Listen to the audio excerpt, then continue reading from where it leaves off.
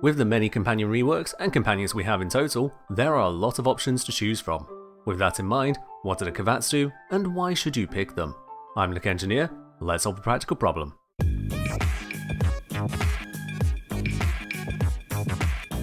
Kavats come in 4 types: Smeeta, Adarza, Vasca, and Venari. Smeeta and Adarza can be randomly incubated by obtaining 10 Kavat genetic codes and running them through the incubator in your orbiter. If you use a pair of genetic code templates in addition to the base codes, you can guarantee which type you get. Obtain Kavat genetic codes either from the in-game market or from scanning wild Kavats in the Orokin Derelicts on Deimos. The Synod Hido Core and Dante's Noctua can help with their scan on kill features. Vasca Kavats can only be incubated with genetic code templates for them.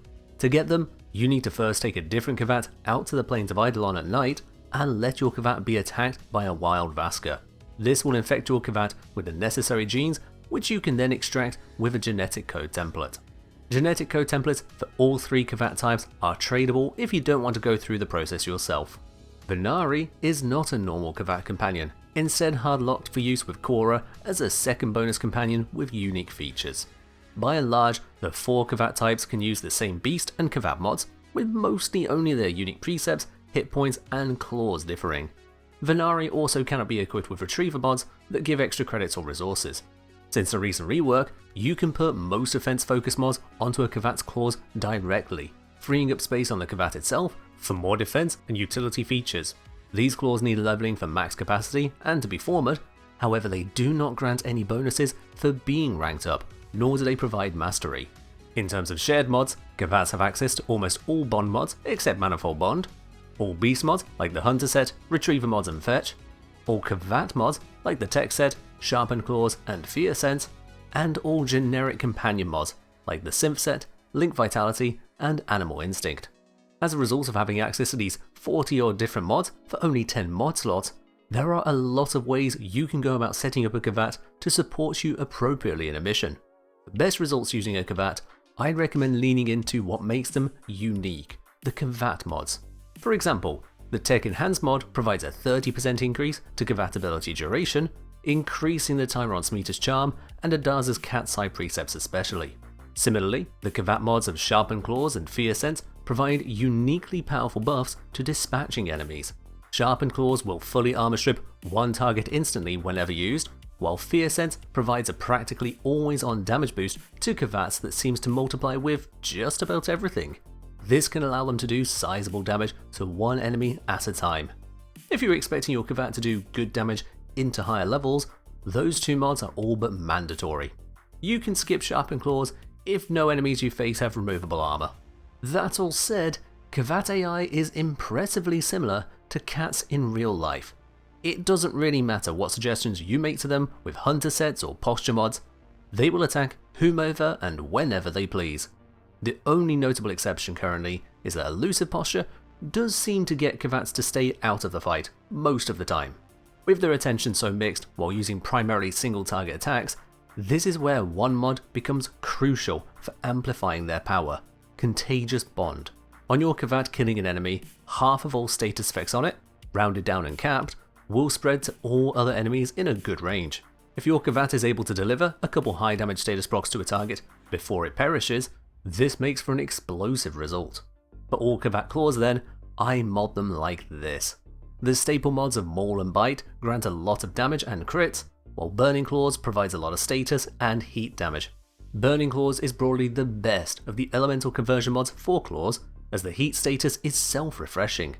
This gives you the best chance of an enemy dying with multiple active heat procs on them, versus Toxin or Electric likely having all but the last one run out before the Kavat lands the kill. Precision Conditioning provides the Kavat with a chunk more base damage to go alongside Maul. The other 4 mods enhance the basics here. Bellringer and Magnetic Strike provide knockdown, impact and magnetic effects to any target. This is especially useful against Xmas units, tearing through their defenses much more quickly than with flat damage boosts. Immunity Resistance provides enhanced status damage, which again keys into the Contagious Bond nuclear result. Lastly, Swipe allows the Kavat to hit multiple enemies, adding to its AoE potential. The remaining normal mods for claws are more niche overall. They see use in special cases, like switching the companion to Toxin for the Corpus, but otherwise, this build handles the majority of normal missions. For the posture, as most seem to be mere suggestions to the Kavat, the secondary feature matters most. I've selected Frenzy Posture for the increased status duration. This further increases the likelihood of having sufficient damaging procs on a target to make use of Contagious Bond. The Kavat claws are not equal neither. Smeeta has both okay criticals and low status. Adarza has good criticals but even lower status. Vasca has great status chance but low critical stats. Out of the three, Vasca is broadly the best for damage output, as the more reliable status, at risk of sounding like a broken record here, is much better for Contagious Bond. Seriously, do not skip that mod if you want Kavat damage. For status priming, Vasca is the only one capable of even remotely reliable status output, and then not a great variety. Kavats simply are poor primers. To finally truly distinguish between Kavats, each also has two unique precepts. Smeeta Kavat has the precepts Charm and Mischief. Mischief is an evasive tool with a small distraction and crowd control effect. It's mild as far as precepts go and can be safely left out of a build. Charm, on the other hand, has been nerfed since my previous video on it. It no longer provides a double resource effect, which has instead been outsourced to the Retriever mods for all beasts. Instead, Charm has a 40% chance every 27 seconds to provide one of 6 buffs with a weighted distribution. Critical chance bonus will set your critical chance on all weapons or weapon abilities to 200%, regardless of if you had higher or lower. This can be both boon and bust as a result. It's got a 4% chance for 27 seconds, and lasts for 30 seconds, or 39 with Tech Enhance. As you can't rely on it, it's a passing opportunity or issue depending on your loadout. Energy Refund will refund all energy spent on abilities for 10 seconds, or 13 with Tech Enhance. At an 8% chance to proc every 27 seconds, it's unreliable and very short-lived. You need to be in a situation where you'd get value from spamming him out abilities, on a build where you currently can't spam enough, and notice you even got this particular buff, as all the icons are near indistinguishable except by duration. Once again, it's an unreliable nicety only. Instant Reload will let you perform your next reload instantly. That's all you get for this 10% chance every 27 seconds. There are claims that unequipping anything that has a reload feature may improve the chances of getting other perks, though this is unsubstantiated. Without DE coming out to verify one way or the other, testing such a claim is impractical, burgeoning on impossible, so I won't give it any merit. Reinforced shields will block the next incoming hit and give you 150 overshields. Again, for a 10% chance every 27 seconds, it's only a token extra that can be removed by the slightest graze of an enemy's attack. Rare Resource will provide you with a single rare resource to match the mission you're on, such as an Oricon Cell.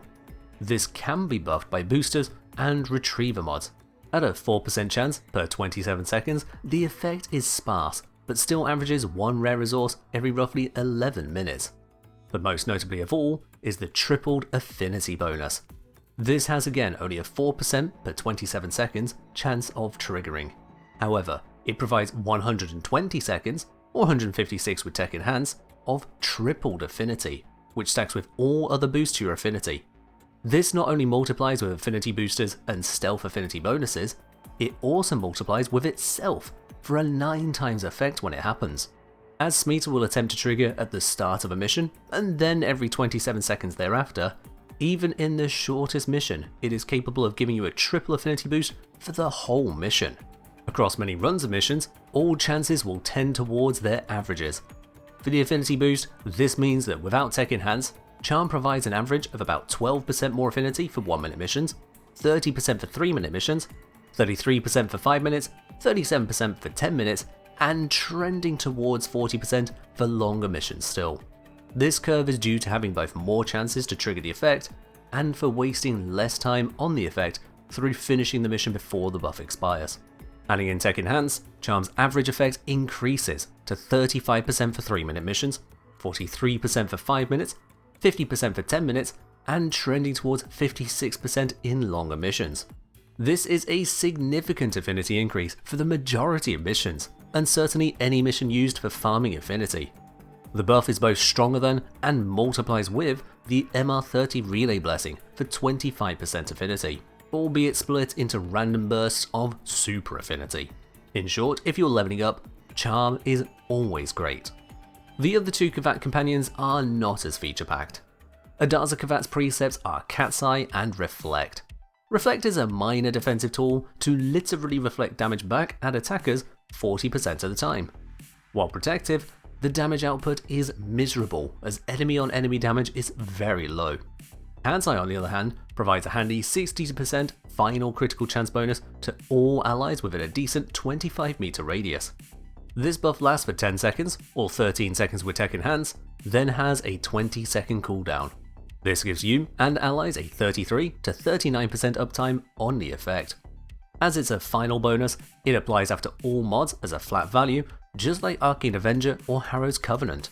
For example, the Kuvanu core will jump from 7% to 67% critical chance. Then we have the Vasca Kavat, with the precepts Transfusion and Draining Bite. Transfusion will auto-revive you from bleed out at the cost of 20% of Vasca's health, with a hidden 2-minute cooldown between uses. It's a recovery tool, though usually I wouldn't suggest modding for dying. It's better to mod so well that dying doesn't happen. Draining Bite instead is a damage ability and a strong one at that.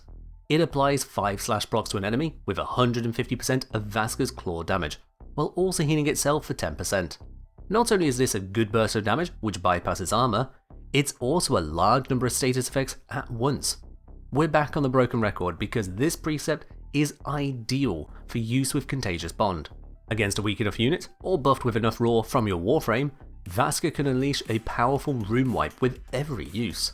Unfortunately, this precept yet again has a hidden cooldown, this time of about 20 seconds. Complement it with Vasca's high status chance claws for consistent output. Between the three then, the choices come down to a critical support Adarza, an affinity boosting Smeeta, or a damage focused Vasca. All other purposes, utilizing bomb mods, retriever mods, and so on, are functionally independent of which Kavat you choose. For Smeeta and Adarza, you can mod them for either greater damage focus or a greater support focus. I found this general build for Smeeta to be a good go-to if using a health tank like Lavos. Where you're using a different way to tank in your frame, switch out the link mods for either their companion specific types, link redirection, or Medipet kit. If you're not interested in Kavat damage, switch out Sensefear and Contagious Bond like this, or to other utility mods of your choice.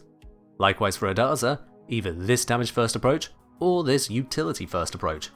For Vasca, as it's a damage focused Kavat, only the one core setup matters to go all in on that. If you don't want it dealing damage, you don't want a Vasca. As for Venari, it has no unique precepts of its own. Core's ability handles that, so it can be modded more generically like this. I have modded this on the assumption that you already have fetch covered on your main companion. You can swap that to Venari, or likewise move Animal Instinct off Venari as best suits your needs, because that is the nature of companions like Kavats. They don't define your entire setup for most missions, but instead enable support or buff options to enhance your experience. While the core principles remain, give them defense, offense and utility, the spread of those choices is particular to your own playstyle. Pick and choose as you see fit. That's all from me for now, so as always, get codes, breed cats, and fight well, Tenno.